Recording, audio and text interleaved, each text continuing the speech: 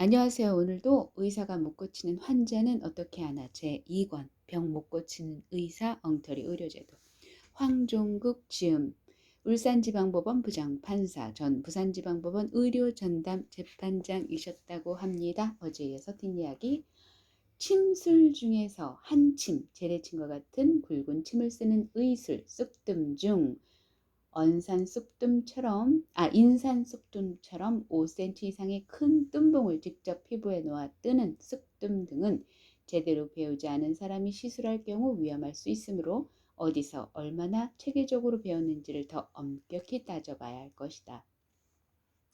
물론 이 경우에도 타고난 소질로 잘 고치는 사람이 있어 그 전에 많은 사람을 그러한 방법으로 치료한 업적이 확인되고 당의 행위를 통해서도 부작용이 없었다면 그의 의술에는 위험성이 없다고 인정하여 범죄의 성립을 부정해야 할 것이다. 시술자의 능력에 따라 법적 평가가 달라져야 하는 것은 민중의술의 유형에 관계없이 그러하다. 어떤 무면허 의료행위를 했더라도 시술자가 객관적으로 탁월한 치료 능력을 가진 자이어서 처음부터 위험하지 않았고 치료 결과도 좋아서 위험이 현실화된 바도 없다는 것이 증명되면 범죄의 성립 자체가 부인되어야 한다는 것이다.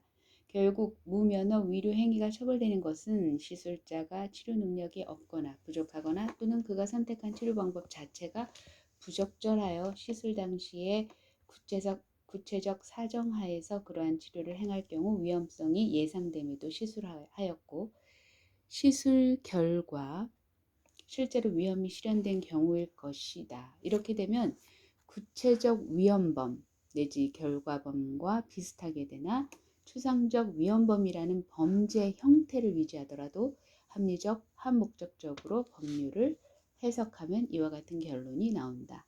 의료법 제25조 제1항의 무면허 의료행위 처벌조항을 위와 같이 합리적으로 해석하여 운영하는 것이 법리에 맞고 구체적 타당성도 확보한다. 이렇게 하면 무면허 의료행위의 처벌을 둘러싼 모순과 부당성을 거의 해소할 수 있다. 물론 이것은 현행법의 존재를 전제로 한 해석론이다. 근본적으로는 그 법률 자체가 부당하고 위헌적인 것이므로 이를 개정하는 것이 옳다. 그런데 지금까지의 판례는 대체로 의료행위만 있으면 실제로 추상적 위험이 존재했는지 따져보지도 않고 피고인의 반증도 허용하지 않고 무조건 처벌해 왔다. 판례가 그러다 보니 수사 과정에서도 그 의료행위로 환자가 나았는지 그 사람이 평소에 치료를 잘하는 사람인지 치료 능력이 어느 정도 되는지 어디서 누구에게서 어떻게 얼마나 교육을 받았는지 등은 전혀 조사해보지 않고 그에 관한 피의자의 해명도 들어주지 않는다. 실로 무지막지한 수사요 재판이다. 그러다 보니 대통령을 고쳐준 사람도 장관을, 국회의원을, 판검사를, 경찰관을 살려준 사람도 고발을 당하거나 일제 단속에 걸리면 여지없이 처벌된다. 김남수 어르신을 두고 하는 말씀인 것 같아요. 그 처벌이 정당하다면 치료해 달라고 한 사람도 마땅히 공범, 교사범 또는 종범으로 처벌받아야 할 것인데 그러지는 않는다. 이거 참 이상한 거죠. 공범이네요, 진짜 공범. 그 사람이 처벌을 받고 나오면 처벌에 관여한 사람들이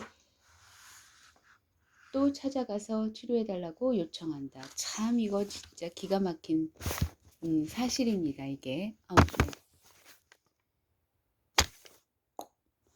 이율배반도 이만저만이 아니다. 그러면서도 그것이 이율배반인지 모순인지 양심에 어긋나는 이상한 행동인지 도무지 느끼지도 못하는 모양이다. 실로 이해할 수 없는 기괴한 현상이 아닐 수 없다.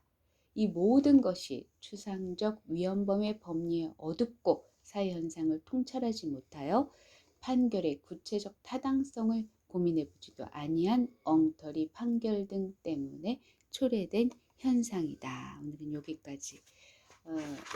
김남수 어르신이 그러셨거든요. 사실은 작가분들, 그 태백산맥 그 작가분 반신불수에 가까우신 분을 고치셨고 옛날에 그 전 대통령들 모두를 사실은 고친 사례들이 많고 뭐 국회의원을 말할 것도 없고요.